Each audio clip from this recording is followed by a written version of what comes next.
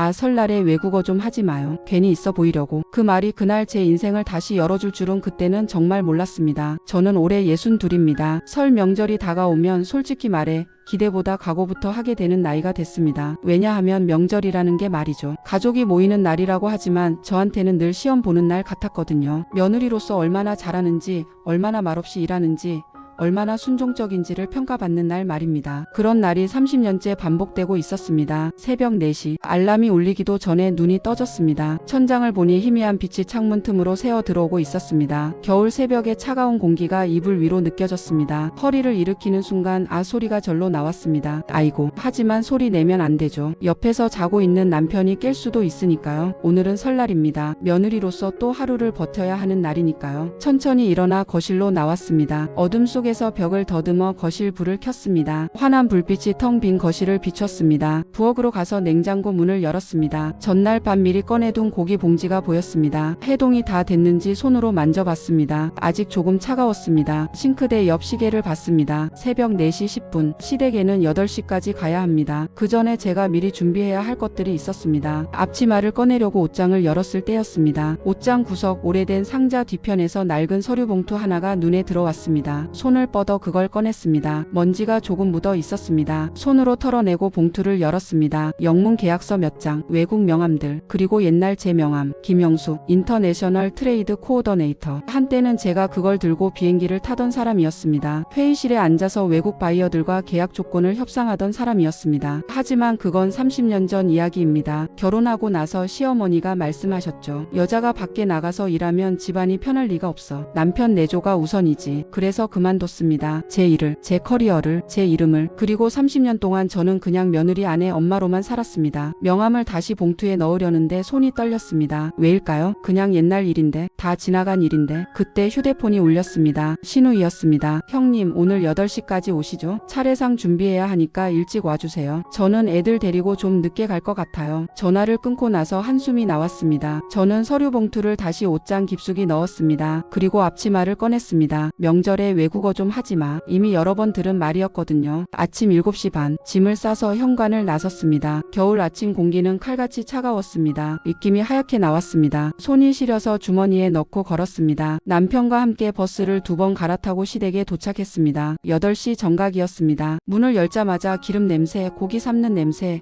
그리고 무언가를 볶는 냄새가 확 밀려왔습니다. 아이고 왔어? 거기 서 있지 말고 앞치마부터 둘러. 시어머니 목소리였습니다. 부엌에서 들려왔습니다. 저는 아무 말 없이 신발을 벗고 곧장 부엌으로 들어갔습니다. 시어머니는 이미 앞치마를 두르고 계셨습니다. 가스레인지 위에서는 큰 냄비가 보글보글 끓고 있었습니다. 왔으면 이것부터 해. 나물 무쳐야 돼. 네 어머니. 싱크대 옆에 시금치, 콩나물, 고사리가 담긴 볼이 놓여 있었습니다. 저는 앞치마를 두르고 그 앞에 섰습니다. 거실에서는 남자들 목소리가 들렸습니다.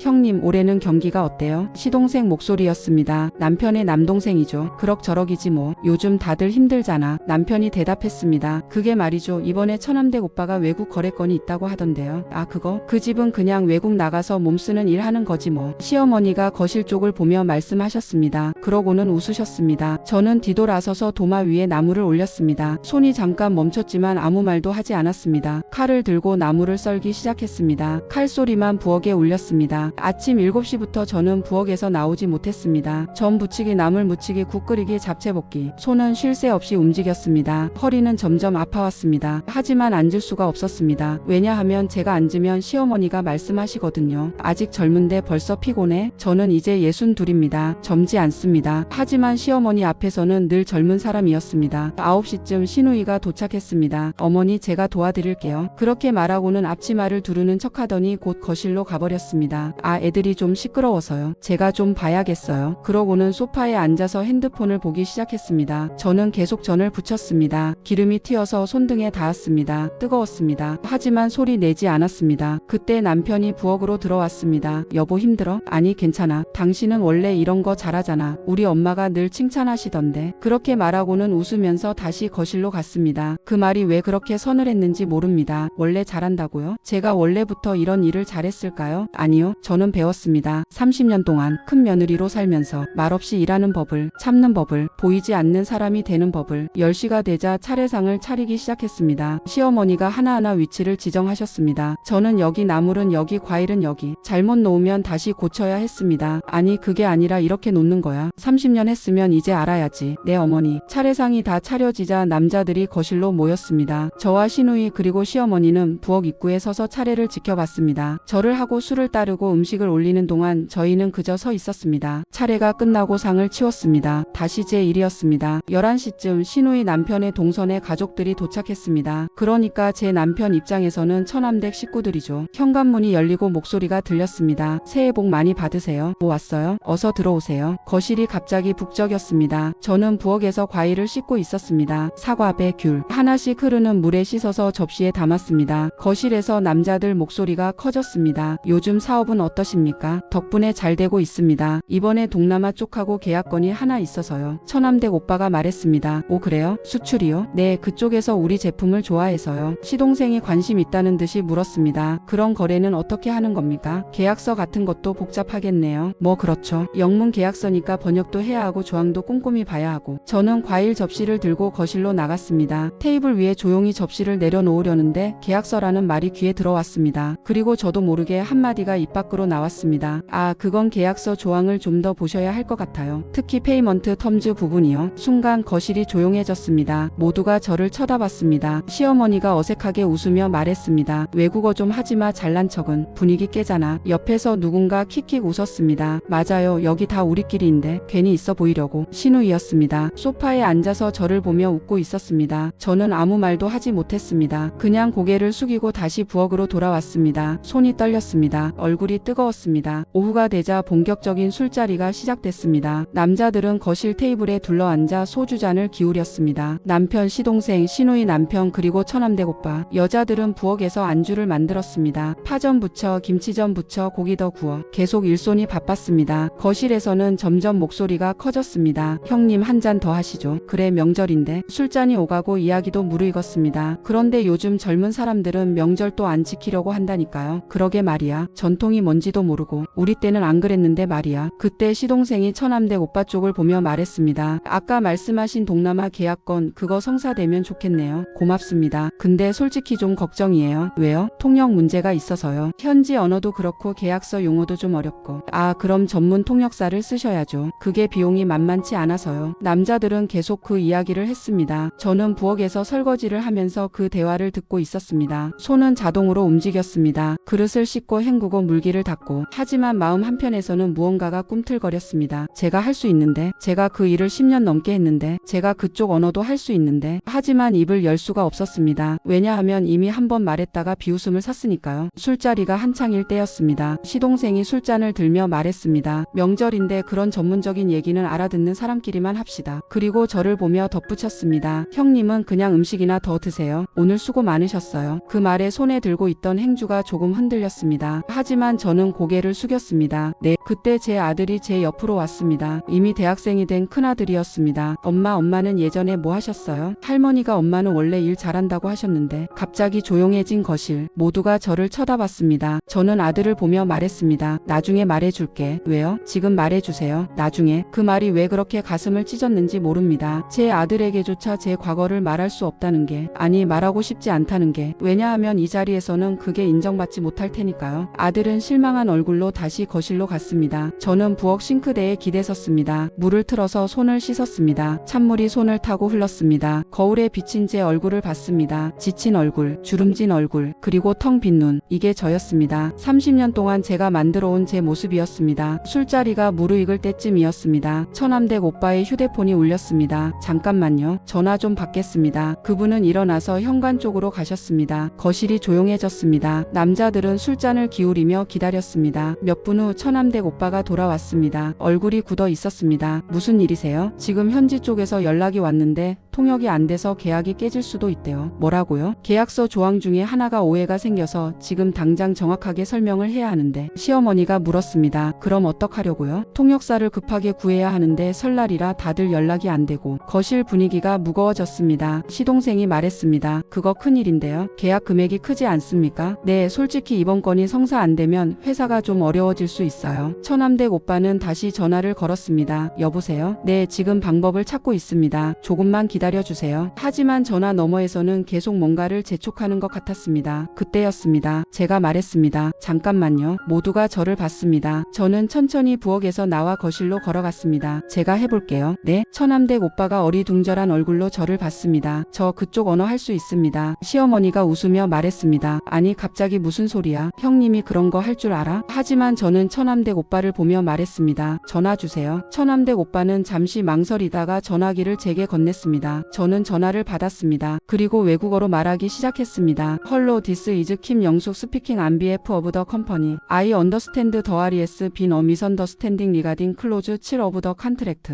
전화 너머가 잠시 조용해졌습니다. 저는 계속 말했습니다. The payment terms are structured as follows. 30% upon signing.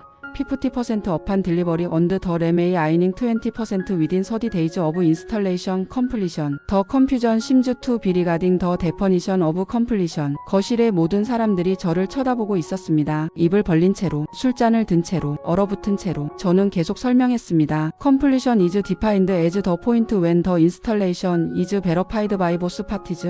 Not when your team considers it complete. This is standard in international contracts to protect both sides. 전화 너머에서 뭔가 말하는 소리가 들렸습니다. Yes, I understand your concern. Let me clarify the warranty clause as well, which is directly related to this. 단 1분 동안 저는 제가 30년 동안 숨겨왔던 제 모습을 보여줬습니다. 전문가로서의 모습, 일을 하던 사람으로서의 모습. 전화를 끊고 나서 저는 처남댁 오빠께 전화기를 돌려드렸습니다. 다 해결됐습니다. 내일 오전까지 이메일로 수정된 조항을 보내드리면 계약 진행하시면 될 것 같습니다. 처남댁 오빠는 멍한 얼굴로 저를 보다가 물었습니다. 지금 통역하신 분이 어떻게? 저는 조용히 말했습니다. 예전에 그쪽에서 10년 넘게 일했습니다. 무역 코디네이터로요. 거실이 조용해졌습니다. 술잔을 든 손들이 멈췄습니다. 웃던 입들이 다물어졌습니다. 시어머니가 먼저 입을 열었습니다. 그게 무슨 큰애가 그런 일을 했어? 하지만 말을 잇지 못했습니다. 시동생도 마찬가지였습니다. 형님이 그런 일을 하셨어요? 네, 제 대답은 짧았습니다. 더 이상 설명할 필요가 없었습니다. 처남댁 오빠가 말했습니다. 정말 감사합니다. 덕분에 큰일 날 뻔한 걸 막았네요. 그런데 왜 진작 말씀을 안 하셨어요? 이런 실력이 있으시면. 저는 잠시 멈췄다가 대답했습니다. 말할 기회가 없었습니다. 그 말에 거실이 또 조용해졌습니다. 제 아들이 제 옆으로 와서 물었습니다. 엄마 진짜 대단하시네요. 왜 저한테는 말 안 해주셨어요? 저는 아들의 어깨를 쓰다듬으며 말했습니다. 미안해. 엄마가 그동안 잊고 살았나 봐. 남편이 어색한 얼굴로 말했습니다. 여보, 나도 몰랐어. 그렇게까지 전문적으로 일했는지. 저는 남편을 봤습니다. 30년 동안 같이 살았는데 몰랐다고요? 아니, 그게 당신이 관심이 없었던 거죠. 그 말에 남편은 아무 말도 하지 못했습니다. 저녁이 되자 분위기는 묘하게 바뀌었습니다. 처남댁 오빠는 계속 저에게 감사 인사를 했습니다. 정말 큰 도움 받았습니다. 혹시 괜찮으시면 앞으로도 종종 자문을 구해도 될까요? 네, 괜찮습니다. 시어머니는 계속 부엌과 거실을 오가며 어색한 웃음을 지었습니다. 시누이는 저를 보지 못하고 계속 핸드폰만 봤습니다. 시동생은 술을 한 잔 더 마시고는 말했습니다. 형수님, 죄송합니다. 제가 너무 함부로 말했네요. 괜찮습니다. 아니, 괜찮지 않습니다. 제가 형수님을 제대로 몰랐네요. 그냥 이제라도 아셨으면 됐습니다. 저녁상이 차려졌습니다. 하지만 이번에는 제가 부엌에만 있지 않았습니다. 처남댁 오빠가 제 옆자리를 비워두셨습니다. 여기 앉으세요. 오늘 주인공이시잖아요. 주인공이라는 말이 낯설었습니다. 30년 동안 저는 주인공이 아니었으니까요. 늘 뒷전이었고 보이지 않는 사람이었으니까요. 식사를 하는 동안 처남댁 오빠는 계속 질문을 하셨습니다. 어떻게 그 일을 시작하게 되셨어요? 대학에서 무역학을 전공했습니다. 졸업하고 바로 무역회사에 취직했고요. 얼마나 일하셨어요? 12년 정도요. 12년이나요? 그럼 정말 전문가셨네요. 그냥 일을 좋아했습니다. 그 말을 하는데 목이 메었습니다. 왜냐하면 정말 그랬거든요. 저는 제 일을 정말 좋아했습니다. 비행기를 타고 외국에 가서 바이어를 만나는 것도, 계약서를 검토하는 것도, 협상 테이블에 앉는 것도, 그 모든 게 좋았습니다. 하지만 포기했습니다. 결혼하고 나서 저녁 식사가 끝나고 설거지를 하려고 일어섰습니다. 그런데 시누이가 말했습니다. 형님, 오늘은 제가 할게요. 앉아 계세요. 처음 있는 일이었습니다. 아니, 괜찮아. 아니에요. 제가 할게요. 시누이는 앞치마를 두르고 부엌으로 갔습니다. 저는 거실 소파에 앉았습니다. 아들이 옆에 와서 앉았습니다. 엄마 진짜 멋있었어요. 영어로 막 말하시는 거. 고마워. 저도 엄마처럼 되고 싶어요. 그 말을 듣는데 눈물이 났습니다. 그래, 내가 하고 하고 싶은 거 다 해. 포기하지 말고. 엄마는요? 엄마는 포기했었어. 왜요? 그게 그때는 그래야 하는 줄 알았어. 아들은 제 손을 잡았습니다. 엄마 지금이라도 다시 하시면 안 돼요? 그 말에 저는 멈췄습니다. 지금이라도? 집에 돌아오는 길이었습니다. 버스 안에서 창밖을 보며 생각했습니다. 지금이라도 늦지 않았을까요? 62. 이 나이에 다시 시작한다는 게 가능할까요? 하지만 오늘 제가 했습니다. 30년 만에 제 능력을 썼습니다. 그리고 그게 누군가에게 도움이 됐습니다. 집에 도착해서 옷장을 열었습니다. 서류 봉투를 다시 꺼냈습니다. 명함들을 하나씩 봤습니다. 그리고 결심했습니다. 3개월이 지났습니다. 저는 지금 작은 홈오피스에 앉아 있습니다. 책상 위에는 노트북이 있고 옆에는 따뜻한 커피 한 잔이 있습니다. 화면에는 이메일이 열려 있습니다. 처남댁 오빠께서 소개해 주신 회사들이었습니다. 프리랜서 무역 컨설턴트. 주 3회 집에서 일합니다. 계약서 검토, 통역, 자문. 돈을 많이 버는 건 아닙니다. 하지만 제가 다시 사람이 된 기분입니다. 오늘 아침에도 이메일이 왔습니다. 김 선생님, 지난번 계약건 덕분에 잘 마무리됐습니다. 다음 주에 새로운 프로젝트가 있는데 도와주실 수 있으실까요? 저는 답장을 썼습니다. 네, 가능합니다. 자료 보내주시면 검토해 보겠습니다. 이메일을 보내고 나서 창밖을 봤습니다. 봄이 오고 있었습니다. 가로수에 새싹이 돋고 있었습니다. 휴대폰이 울렸습니다. 아들이었습니다. 엄마, 저 오늘 면접 잘 봤어요. 엄마가 해주신 말 생각하면서 했어요. 오, 그래? 잘했네. 엄마도 오늘 일 잘하셨어요? 응, 엄마도 잘했어. 전화를 끊고 나서 웃음이 났습니다. 아들에게 거짓말을 하지 않아도 되는 엄마가 됐습니다. 제가 뭘 하는 사람인지 당당하게 말할 수 있는 사람이 됐습니다. 1년이 지났습니다. 또 설날이 왔습니다. 하지만 올해는 다릅니다. 시댁에서 연락이 왔습니다. 형님, 올해는 편하게 오세요. 저희가 준비할게요. 신우이였습니다. 처음 듣는 말이었습니다. 아니, 내가 도와줄게. 아니에요. 형님 요즘 일하시잖아요. 바쁘실 텐데. 그래도 진짜 괜찮아요. 그리고 형님, 혹시 오실 때 노트북 가져오실 수 있어요? 오빠가 계약서 하나 좀 봐달라고 하시더라고요. 저는 웃었습니다. 알았어. 설날 아침 저는 8시에 일어났습니다. 새벽이 아니라 8시에. 천천히 씻고 옷을 입고 노트북을 가방에 넣었습니다. 시댁에 도착하니 이미 차례상이 거의 준비돼 있었습니다. 신우이와 시동생 부인이 함께 준비하고 있었습니다. 큰애 왔니? 여기 앉아라. 시어머니가 저를 거실 소파로 안내했습니다. 차를 한 잔 내오셨습니다. 수고했어. 요즘 일 많이 바빠? 네, 그럭저럭요. 좋은 일이야. 능력 있는데 썩히면 안 되지. 그 말을 들으며 생각했습니다. 1년 전 이 자리에서 저는 외국어 좀 하지 말라는 소리를 들었습니다. 지금은 능력을 썩히면 안 된다는 소리를 듣습니다. 사람은 변합니다. 관계도 변합니다. 하지만 가장 중요한 건 제가 변했다는 겁니다. 차례가 끝나고 노트북을 가져왔습니다. 이 계약서 좀 봐줄 수 있어? 저는 노트북을 열었습니다. 화면에 영문 계약서가 떴습니다. 천천히 읽기 시작했습니다. 옆에서 아들이 말했습니다. 엄마 멋있어. 저는 아들의 어깨를 두드리며 말했습니다. 너도 멋있는 사람 될 거야. 그날 이후 저는 더 이상 침묵하지 않기로 했습니다. 참는 사람이 약한 건 아니더군요. 다만 자기 자신을 잊고 살았을 뿐이었습니다. 30년 동안 저는 제가 누구인지 잊고 살았습니다. 큰며느리로, 아내로, 엄마로만 살았습니다. 하지만 저는 그 이상이었습니다. 전문가였고 일을 사랑하는 사람이었고 능력 있는 사람이었습니다. 그걸 다시 기억하는데 30년이 걸렸습니다. 하지만 지금이라도 기억했으니 다행입니다. 여러분은 어떠신가요? 혹시 여러분도 자신을 잊고 계신 건 아닌가요? 며느리로, 아내로, 엄마로만 사는 게 전부라고 생각하진 않으신가요? 여러분에게도 능력이 있습니다. 여러분에게도 가치가 있습니다. 여러분도 존중받을 자격이 있습니다. 제가 62에 다시 시작할 수 있었다면 여러분도 할 수 있습니다. 나이는 숫자일 뿐입니다. 중요한 건 여러분이 여전히 가치 있는 사람이라는 것입니다. 그걸 잊지 마세요. 그리고 침묵하지 마세요. 여러분의 목소리를 내세요. 여러분의 능력을 보여주세요. 여러분은 그럴 자격이 있습니다. 여러분이라면 그 명절 자리에서 끝까지 침묵하셨겠습니까? 아니면 저처럼 한 번쯤은 말했겠습니까? 생각해 보세요. 그리고 다음에 그런 순간이 오면 용기를 내세요. 여러분의 인생은 여러분 것입니다. 다른 사람의 기대에 맞춰 사는 게 아니라 여러분 자신으로 사세요. 그게 제가 30년 만에 배운 가장 소중한 교훈입니다. 감사합니다.